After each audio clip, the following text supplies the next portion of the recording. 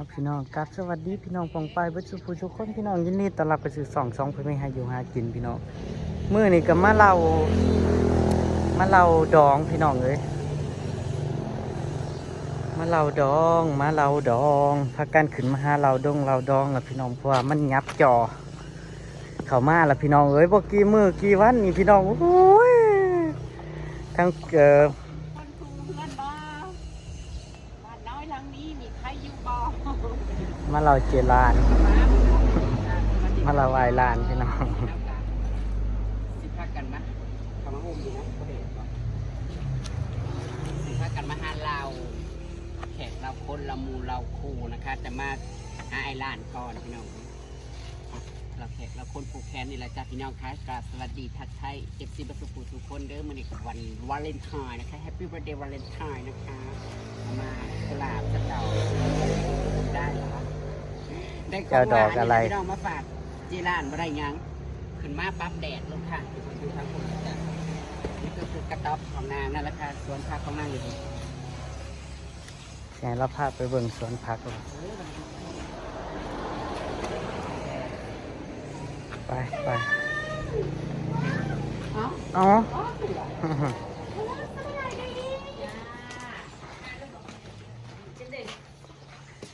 สบายดีแม่สบายดีจะมางานแทบเฮ้ยไฟลอยอุ๊บไฟลอยอีกแล้วยังเหมือนของหวานของหวานเลยจะกินของหวานนี่เด้อกินของหวานนี่แซ่บหวานนี่โดยอยู่ดีมีแห้งอันของหวานมาให้กันเลยหวานข้าวโพดใส่มะกรูดพอเลยโอ้ยจะเป็นป้าปั๊บแดดดีกว่าแดดแห้งอะไรอะรอทั้งแดดทั้งฝุ่นยามจังหน่อยนี่แห้งกระแดดและบรรณาเบิ่งกับเอาอีก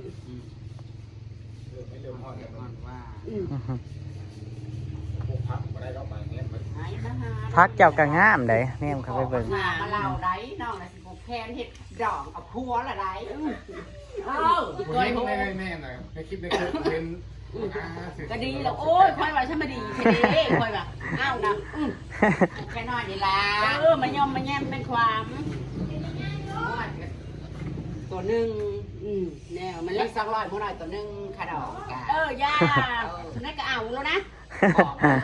จ้าอันนั้นกับนักวันเป็นแทนใช่ว่าอยู่วันที่หลังเขาได้น้ำมันนี่นั่นแล้วฝากเลยเด้อไปเด้อแนวใดกับไปเด้อไปแล้วมาอยู่ดีไม่เห็นคนแรกได้พี่น้องคนแรกเนี่ยมาเล่าที่แรกว่าจะไปเวทีด้วยบัตรยันไปไอ้เรื่องจะมาอยู่เพื่อนหรือบ่อยู่เดี๋ยวว่าเวลาเราอยู่บ่เราต้องอยู่เราต้องนอนอยู่ในนั้นแหละพักบัตรหานางแล้วแค่นายันนางบุกไอ้เรื่องนั้นนะยันนางบุตึ้งไปแววนี่เนาะแววเราหยุดบ่เขาหยุดปกติเขาบอกไปเรื่อยๆครับแต่เขาจะได้แค่เอาได้แล้วแค่เอาเราคนตัวเองเป็นยังดอกน้ำหาว่าก่อนได้เราบริยูกับพี่ได้เรานะไปเลยแล้วไปของเธอคิวจักรมันได้ของเธอครับไปครับพวกอันตรีติวเต้าเขาไม่ได้มาง่ายเด้อวันที่1เด้อตอนเช้าวันที่1ตอนเช้ามีนานพอดีปั๊บเอาติ้งน้อยวันที่1เนี่ยเหตุเวหนึ่งเอาครบแล้ว3 ปี4 ปีเลย3 ปีนั่นดิโอ้ยกันเจ้าไปบอลสก้อยจำใจยันเจ้าพ่อน้ำยุมันโม่ได้มันมีเงินแม่นบ่สิพอมาเข้ามาเทมค่อยบ่เข้าเลยพี่จอนจับมาซิงมันพอไปลงเด้อจะคือสัญญาเอาบัตรไปแก้มากินนะแม่กินเนี้ยเดี๋ยวข้าวยางหนึ่งกับโคไข่บรรลุงอ้วนนี่สะเอาเมื่อเขาก็ยังแหวะเราก็อยู่กัน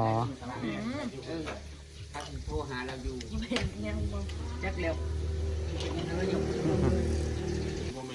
ผักชีบ่มีร้านกินเมื่อจะดินี่แต่ผักบัวสัตว์ปากจอกนะบอกใส่จอกใหญ่นะบ่อันบ่เรากินยาแล้วออกแล้วสลัดของเจ้ากัดปลูกได้บ่ปีนี่บ ได้เรื่อยๆกำลังนั้น อ๋อ เบิ่งสวนผักครับ ให้พี่น้องไปเบิ่งพี่น้อง มันเป็นนะครับที่บ่งเมื่ออื่นนี่ พอดีบัดนั้นวิเจ้าพอดีตัว มี นี้ พระโบสถ์2นาน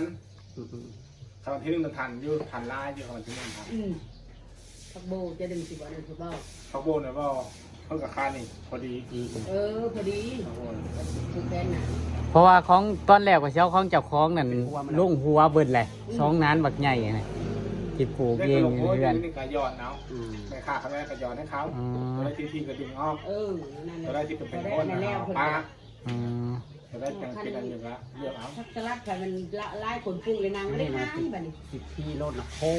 แล้วนะพองหมดแล้วมันทำเกิดหากกับบ่ได้ว่าเราเบิดคันเป็นว่าไปเราเบิดกับยานบ่ทั่วบ่ถึงเราก็บ่ได้ ชุมจอง แนวพัก เบิ่งแน่แนวพักเหล่านะ ปีนี้บ่อยละ ปี๊ดพุ่น2ชั้น3ชั้นพี่น้องเอ้ยเบิ่งแน่ ครับผู้มาได้เดือนนึง โอ้ยเบิ่งก่อนเบิ่งแน่ ต้นหอมแดงงามดีนะทุกต้นเต้น สมางามแต่ปี๊ดตัวนั้นนั่นนะพี่น้องอันนั้นนะงามแฮงเราก็ขายเลยพี่น้องเราแบ่งขายอยู่แม่ค่ะกับมาเอาน้ำเราอยู่ปะพี่น้องถ้าไปเบิ่งสวนผักเรางามผักเพิ่นน่ะพี่น้องอยู่ในโรงงานหยังบุ๊กโมหูแต่ก่อนเขาเปิดเป็นโรงงานหยังพี่น้องอยู่นี่มันจะเป็นของผักแต่เสียดายเนาะพี่น้องเนาะความเขารู้ไอ้เขาทิมเป็นเท่าไรห้อง10 ปลายกว่าห้อง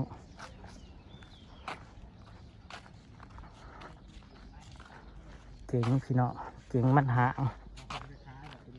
บักกวางๆจากโรงงานหยัง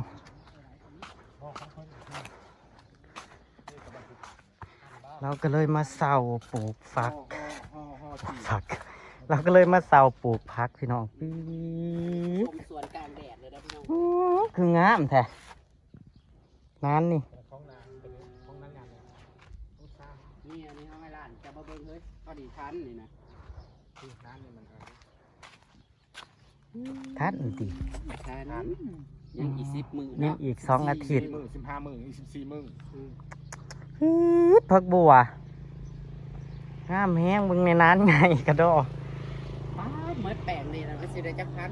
เบิดแป้งมันสิได้จักพันนี่ เหมือนแปลงสมมุติว่าแปลง กะบางเทื่อกะงามมันได้มันก็ได้อยู่ประมาณ อืม พันปลาย แต่ว่าแดดแห้งมันต้องเอาผ้ามุ้งเนาะที่จะว่าเพราะมันแดด ท่านว่าได้พันป่ายแล้วเขาสิเมาเป็นแปลงแล้วแหละนี่เนาะเฮ้ย เอากระเมาแล้วนี่ เนาะ แหละ มันจะ อ่ะ อันนั้นโลดพักอันนี้เพราะว่าเฮาย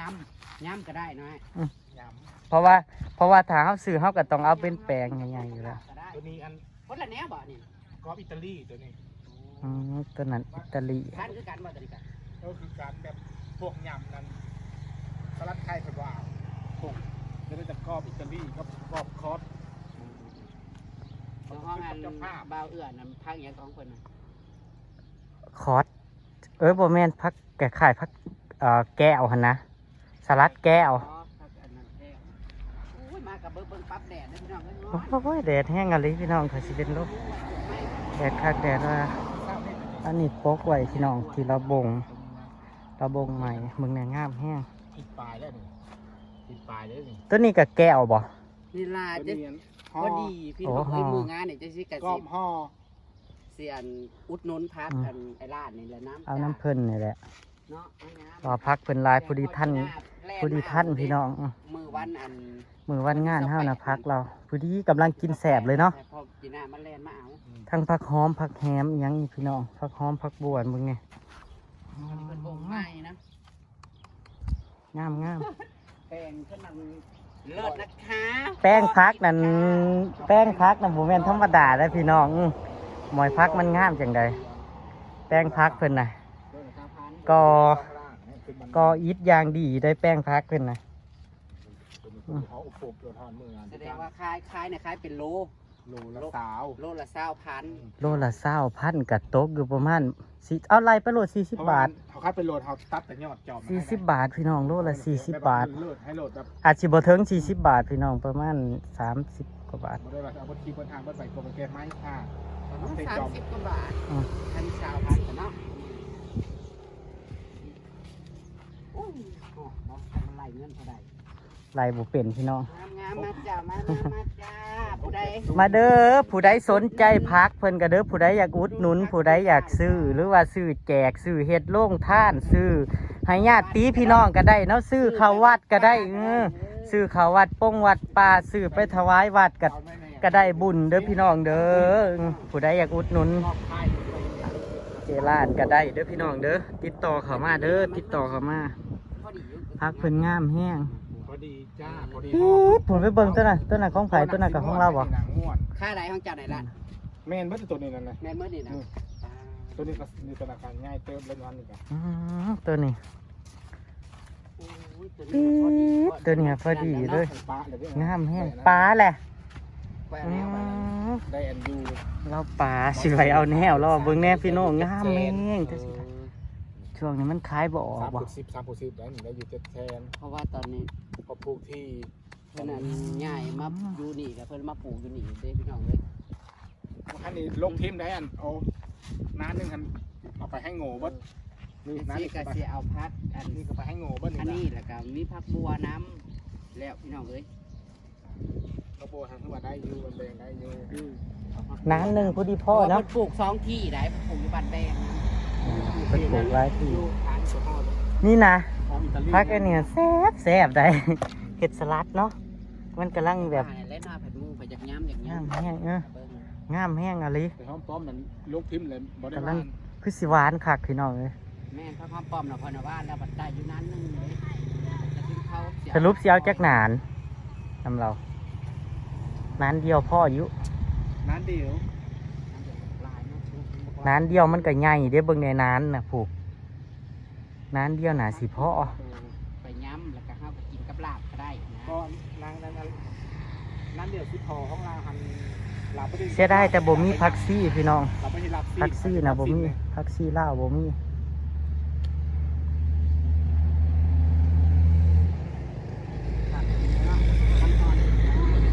กำลังพอกินเลยโอ้ยพี่น้องกินกับหมูกระทะ แก้มแล้วก็มันที่มุก กินกับหมูกระทงกระทะ กินกับหมูกระทงกระทะ เราขี้มูแห้งมาแช่น้ำนะคะ ฮะ จ้าขี้มูแห้ง ขี้หมูแห้งมาใส่น้ำแล้วก็ฮด จ้าไปให้มันเป็นน้ำ มัน นะค เป็ รับ นน้ำ พูด แม่โคตรน้ำกินมูเครื่องไม่ค่อยนะกาวใส่แล้วก็ง่าม ก็เขาไม่ได้กินคุยมันไม่ได้ยิน มะเขืออันนั้นเบิดมะเขือแบบเน่าถิ่มเบิดพี่น้องมึงเนี่ยตายเบิดเขืออันนี้สิเป็นไส้ นี่นะ กำลังเข้าเนื้อยิ้วมาลงที่เจ็บพวกไปสาวใส่ในมันก็สิ อืม เราจะไปบ้านใช้นานมันเลยไปโหยซอกตามคอมนั้นนะโหย ซอกสีขาวหั่นนะ แม่น เฮาเฮาโห้ยใส่นานก่อน โหย เฮา ใช้นั้นก่อนก็ได้ เฮาจังเอาในพักลงนี่นะฮะบ่ ปนกับน้ำกับไหนก่อน แนวขาหมดก็ได้นะเนาะ ข้าเจ้าสาวทานกันไปบ้านเท่านั้น อ๋อได้เสยเนาะ มันบอกไก่หมดนั่นแหละจะมันข้าวไปกินนั่นแล้ว แต่เฮาสิบ่เบื่อบ่กินผัก มันมีหมดคันมันมีหมดคัน บ่ได้หยั่งห้ามไปไว้ให้สันไหวอยู่ต้นมันก็ ที่ฝากเพิ่นบอกว่าฝากตังค์ให้จิรันกับลุงอ้วนด้วย นี่นะ จิร้าน ขอทานนะ ที่แต่ว่า ขอบคุณหลายๆเด้อพี่ที ขอบคุณหลายๆขอบคุณมาก เจ้าหาลุงอ้วนน้ ๆคนละเท่าใด ำด้วยจะมีแบบรออยู่ คนละ500 คนละ500จากพิธีจะให้เจรานกับลุงอ้วนนานแล้วไม่ได้มานะคะ ขอบคุณค่ะ คุณพิธีหลายๆเด้ ขอบคุณหลายๆเด้อ อยู่ดีมีแห้งเด้อลำรวยเด้อให้มา1,000ให้กลับไปคืน100 ล้านพันล้านเด้อให้อยู่ดีมีแห้ง คุณขอให้ที่เพิ่นเพ่งๆปังๆคอยสนับสนุนทีมงานเฮาตลอดมาเนาะ อืม ถ้าเงินลงไปกับสิเว่ทุ่มตุ้ยๆเตยๆเป็นฝากให้ตุ้ยๆตีนั้น เฮ้ยขอคันไปจีนบอก บอกเจ้าว่าของคนยังรับประกันนั่นโน่นนี่นั่นตลอดนั่นเด้ทั้งเป็นวันเกิดเรียกโน่นนี่นั่นนะแล้วก็ทำเนาะอะไรกับส่วนคนบุญก็ขอให้กลับคืนไป100 ล้านพันล้านคือว่าเลยเนาะ มันควัน ครับผม คือเอามาถ่ายรูปเราเป็นไรละ ถ่ายรูปให้เราเบิ่งก่อนโอ้ยสะออนพักเบิ่งไงงามแห้งอะลี อัน1 2 3ถ่ายวิดีโอ อะ ถึงได้ก็ขอบคุณพิธีก็แล้วกันเด้อจ้าฝากเงินให้เจรัญกับหลวงพ่อ มักเครือนันกา จะสิบ่มีเงิน ลนถิ่มเบิดอะพี่น้องนั้นน่ะก็งามอันนี้บงใหม่ ขอบคุณเด้อฝากให้ดีๆมีแฮง สะออนนานพัก ให้มาพันหนึ่งแต่ให้กลับก็คือ100 ล้านพันล้านเด้อก็มีมันควันยืนเด้อมียังเราจะขโมยพอ สะออนนานพัก เนาะงามมาลีได้ เจะเห็ดนานพัก เลี้ยวเข้าไปคือบ่ค่อยเห็นไปในห้องลุงอ้วนกันเพราะลุงไปปลูกอยู่หม่องที่จับปลูก หม ได้ อ กิน ยางมาเลยมีไผมีหมันมาเลย ยาเบิดแหละบ่มีไฟปลูกอะไรอยู่ฮะ เราก็ได้ปูแต่ก็จะให้เหลืองปู ลุงอ้วนเราเนี่ยแล้วบ่ได้ขึ้นสวรรค์บ่ ในที่นี้เราขึ้นสวรรค์แล้วขึ้นไปยังไงลงมาอีกบ่ มักตะกบ มาตากบ เจ้ากันนั่นกัน ปะ ฝากไว้ให้เลยเดี๋ยวจับพิธีจากนั้นก็ขอบคุณหลาย ขอบคุณห ๆ ลายๆเด้ สนับสนุ อน เจล้านอีกจ้ามือฮอดมืองานแล้วกับเจสิกสิบอุดหนุนพักเจล้านกันในงาน ต่ออีก พี่น้งเอ้ยผักหอมต้นหอมเนาะกับผักสลัดเอาไปย้ำแล้วก็ทากินกับลาบกับหยังนี่แหละคลิปนี้ก็สิเก็บภาพบรรยากาศไว้ซ้ำนี้พี่น้องตามคลิปหน้ามื้อนี้ก็สิเลาะเล่าหมู่เล่าครูพุ่นแหละสิไปหาเจดุยแล้วก็ไอ้เลิงเนาะกับลุงอ้วนคันลุงอ้วนบ่อยู่กับฝากนำไอ้เลิงฝากไอ้เลิงอันนั้นกับไอ้แววเด้ซ่าสิเซตเอาเนาะ แซ่บ ยันเราบ่อยู่ แม่น กับมีซัมนี่แล้วพี่น้องที่สีเล่ากันคือบ่ได้นะคะ อันนี้คือญาติผู้ใหญ่นะคะ รุ่นบุกเบิกนะคะ ต้องไปนะ ต้องไปหาเพิ่น ต้องไปให้ทันนะ หันกันตอนเช้า8 โมง 9 โมงนี่แหละแต่บ่ได้ว่าเช้าแฮง อืม ครับมื้อนั้น ไปไปหาเราต่อพี่น้องเราแขกเราคน ฝากเด้อจ้าพี่น้องฝากเป็นกำลังใจให้เจร้านเด้อจ้าเจที่กับมีเวลากับสิขึ้นมาหาเพิ่นดูอยู่เนาะ ขอ FC หลายคนกับคิดฮอด สิฮอดคือกันนั่นแหละคอยแห้งตะกี้ขาดกันบ่ได้สมัยตะกี้ต้องแต่ละมือเนาะเฮ็ดหน้ากันซุมือตะล่ำอยู่ ปล้อม ไปพี่น้องงำลาค่าจากกับพี่น้อง ขอบคุณทุกการรับชมเด้อพี่น้องเด้อติดตามคลิปหน้าพี่น้อง ฝากดูโฆษณาในอยเด้อ ตลอด ไปละพี่น้องสวัสดีครับผม สวัสดี